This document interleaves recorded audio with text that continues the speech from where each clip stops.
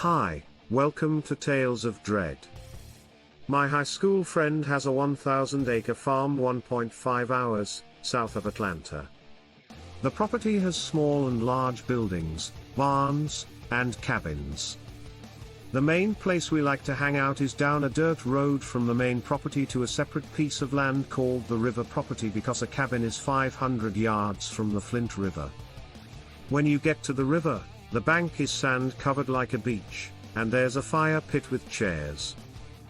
Dark, muddy, and slow moving, the river is typical of South Georgia. No one in our friend group or anyone we've ever known can throw a baseball-sized rock across the river to the opposite bank. This is crucial. We went to his farm with friends on January 3, 2018. Harrison, the farmer, Tucker, and I were at the river around 6 p.m. after New Year's. Midnight. We're drinking, shooting guns, and blasting music while a huge fire roars. We return to the main property at midnight for more food and drinks. 3:30 Harrison and I decided to go back to the river while Tucker slept. We load the back of the gator with firewood for when we return to the river because it was 15 degrees with a full moon on New Year's Eve in Atlanta. We pull up to the river, stop, and each throw 2 logs on the fire pit. As we walk back to the gator with the second batch, we hear a slap and splash from the river. It sounded like a bowling ball was dropped into the river. Harrison and I froze when we heard the object slap the water and sink, thinking it wasn't a fish. Harrison and I grew up in the Georgia woods. We know how a raccoon walks versus an armadillo and how a squirrel on bark sounds versus a bird. We both froze when we realized we had no idea what made that sound. Everything follows in 10 seconds. I shine my spotlight on the river as we immediately take action. We see waves from the river's center. I think something was thrown into the river, which shocked us. Fish making that sound couldn't already be in the water. Harrison had just gotten a thermal imager for Christmas and was using it that night as I searched the bank and trees for the source of the sound. The thermal imager is also out. Nothing, nada. We were amazed that we couldn't see any footsteps on the bank and thought some kids were playing with us. If they had walked to the bank to throw the rock at us, we would have seen their footprints. We heard a crash snap pop like a silent truck tearing through the woods away from us and across the river, snapping, and breaking branches and trees until it was gone. The woods grew quiet.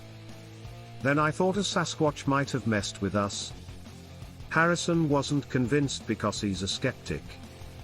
We've gone over possible outcomes. After we sat by the fire and everything settled, we couldn't shake my crazy theory. We sat and talked while staring into the dark woods across the river. Neither of us could explain what had just happened. We were terrified, so I shot my 9mm into the river to scare us. After it was over, we only stayed 10 minutes at the river. I'll explain Harrison and my theories, then share mine. We first suspected an alligator. We've seen 6 to 8 foot gar in the river when it's hot in the summer. Gar aren't active at night or when it's 15 degrees in winter. Second, a tree branch fell into the river. The only tree hanging over the river was on our side and only went 10 feet, not near the middle. Harrison thought that night was a prank. However, I think it's the least likely because if a huge man could have thrown a bowling ball-sized rock from the bank into the river, we would have seen heat signatures going up and down the bank and probably on surrounding branches. Everything was cold. Anything thrown came from the woods. 3 o'clock. 1,000 acres and 15 degrees. It's not impossible for kids or adults, but it's unlikely. Third, I've never liked kids or anyone else. We'll mess with river guys. It would make more sense if they just yelled at us or shot a gun in the air. throw a rock and leave. Never seemed normal to me. I'm clueless. My take, my wild theory, Sasquatch believer. Noise continued until midnight. We may have gotten a young teen willing to risk it and curious to watch from across the river, so we left a big fire burning when we left at midnight. So I'd guess it came to watch the fire burn out hours later. When Harrison and I arrive, it throws a huge rock into the river from deep in the woods. Why the thermal imager didn't show bank footprints? I think it threw the rock at us to have fun and mess with us, as all primates do. Second, say I see you, these are my woods, be afraid. Success? We pull up, it drops a rock into the river, and we scramble. If this had happened to anyone else, it would have been a broken fish or branch or ignored and overlooked. But it didn't, it happened to people who camped, hiked, boated, fished, and hunted these woods their whole lives. Even today, Harrison and I still marvel at the fact that whatever broke the water's surface that night sounded like something outside the river being thrown into it. Harrison and I are now more aware when we're in the woods and keep an eye out for the unexplained. This is the place for my short story, so I'm sending it to you. This happened to me in southwest Arkansas 30 years ago. This tale is hazy. Some key points remain nearly 30 years later. It's like yesterday. My friends and I were wandering in the woods near our small town's creek. I was 11 then. At home. Not much happened. As kids, we loved exploring the woods. I don't remember why we were in the woods that day, we were probably seeking adventure. I just remembered we saw a large black figure hunched over by the water while walking along the creek. It looked like an animal was drinking from its palm. This figure stopped us in our tracks. Far away. Still, it was an animal. We stopped, amazed by what we saw up ahead, and hid behind some brush to watch. It was only scooping water from its palms. One of my friends coughed, but I can't remember who.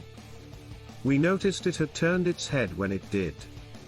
It stood up on its back 2 legs. That's when we realized what we were looking at.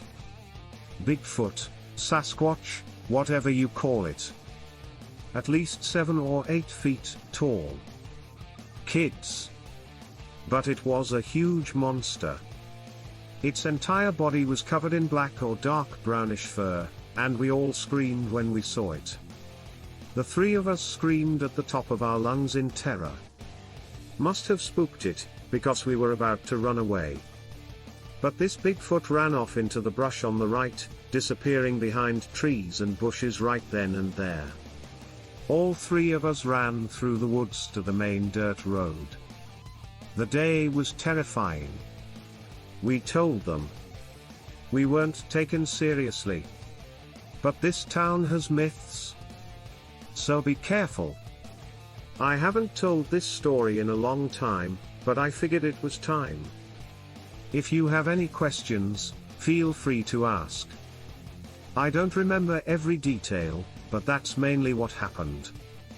A decade ago, my family and I camped in northern West Virginia. Here's where I grew up. I moved from West Virginia to North Carolina. As a young teen, I was all about girls and video games. I didn't want to go camping, but my family forced me to do it twice a year. We tent camped because my father doesn't consider RV camping to be camping. We had to inflate mattresses and use outhouses. I wasn't fussy. I'd rather stay in. We camped. We'd finished dinner and were relaxing by the fire. My dad was drinking heavily that night, and my mom was making jokes at his and my expense. After my mom's scary stories, it was time to go to sleep. I said I was tired, but I was bored to death. I was 14 years old and had my own single-person tent when I woke up in the middle of the night to strange sounds outside. My parents had a tent next to me, but I wouldn't share with them. Sounds of footsteps, twigs, and such. Hard to explain. 1. A while ago, I couldn't see. I waited in my tent. I then heard growling sounds. Overall, I was 50-50. I thought it was something evil and nasty. The other half of me thought it was my dad playing a prank on me in the woods. Dad's like that. Then I called my dad. Dad, you're doing it, so stop. Waked me up. Silence. No laughter in my parents' tent. The moans ended. Then all sounds stopped. Dad, I know it's you, leave me alone. Okay. After that, I said I saw a large shadow near my tent's fire. It hadn't been long since the fire was still burning. From inside the tent, I could see the dancing fire. Then I got curious. Slowly unzipping my sleeping bag, I headed for the entrance. I unzipped the tent door and peered out. When I first peeked, I was half asleep. I saw nothing. Beyond the dancing fire, I saw a Bigfoot or Sasquatch. Slowly curious, it looked at our stuff. It didn't notice me, so I watched it as quietly as possible without making any noises. It went to the picnic table and rummaged through chip bags and meat containers. Yes. So my drunk dad left the meat out. It's no wonder this thing stank. A bear or him? I remember wondering why my parents didn't know. The Sasquatch was not quiet. I was the only one woken by the noise. I stood my ground and remained silent while watching the furry beast. No way. I couldn't believe in Bigfoot. I always thought it was a myth or legend from the south or elsewhere. But lo and behold, it was real and right in front of our tents. It started moving around and walking closer in a tense direction. My heart pounded, but I couldn't say a word. I didn't want to see the tents. Probably didn't know we were here. This thing isn't stupid because it's been free for how long? Yes, it knows we're in tents, I thought. I doubt it's the first time it's seen tents or people. Then I panicked. What now? How? Find a flashlight. Do I call my parents? Do I do anything or just watch? I chose last. I kept my mouth shut until it started walking towards my tent, unaware if it saw me or not. I screamed when this thing got 6 feet from my tent's entrance. OMG. I never screamed that loud. Sure have seen my share of scary movies. It was real. The thing ran off into the woods, and my parents woke up and ran to me to see if I was okay, and what had happened. Not making sense? At first, I cried, mumbled, and clutched my knees in my tent. I saw a bear, according to my parents. No one believed my Bigfoot theory. Dad went back to his tent, hungover as usual. Mom slept with me in the tent that night, and we left the next morning. I don't tell this story often because most people would laugh it off and call me crazy, but I saw a Bigfoot. They exist. Well, I hope you enjoyed the southern Bigfoot sightings tonight.